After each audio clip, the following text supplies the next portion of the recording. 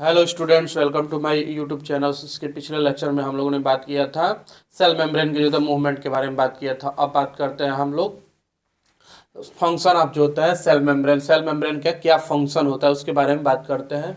तो पहला दिया है ग्रोथ होता है सेल मेम्ब्रेन से जो होता है, उसके द्वारा जो है सेल ग्रोथ किया जाता है, सेल का ग्रोथ होता है, सेल मेम्ब्रेन जो होता है सेल का ग्रोथ होता है। दूसरा जो है सेल डिवीजन होता है, उसके द्वारा जो होता है सेल का डिवीजन होता है। और फॉर्मेशन ऑफ इंटरसेलुलर जंक्शन, और सेल मेम्ब्रेन के द्वारा होता है फॉर्मेशन होता है इंटरसेलुलर जंक्शन का फॉर्मेशन होता है। सेल डिवीजन के दौरान जो होता है इंटरसेलुलर जंक्शन का फॉर्मेशन होता है।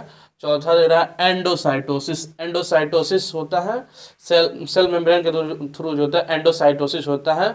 और वो चाहे एंडोसाइटोसिस अपने सेल जो होता है किसी फूड पार्टिकल को अगर अपने अंदर लेता है तो उसको फेगोसाइटोसिस कहते हैं या फेगोसोम कहते हैं। और पीनोसोम कहलाता है जब सेल मेम्ब्रेन जो होता है किसी लिक्विड पार्टिकल को अपने अंदर लेता है तो उसको हम पीनोसाइटोसिस या पीनोसोम कहते हैं। और एक होता है एक्जोसाइटोसिस। तो एक्जोसाइटोसिस में सेल वोमिटिंग करता है तो उसको हम एक्जोसाइटोसिस कहते हैं।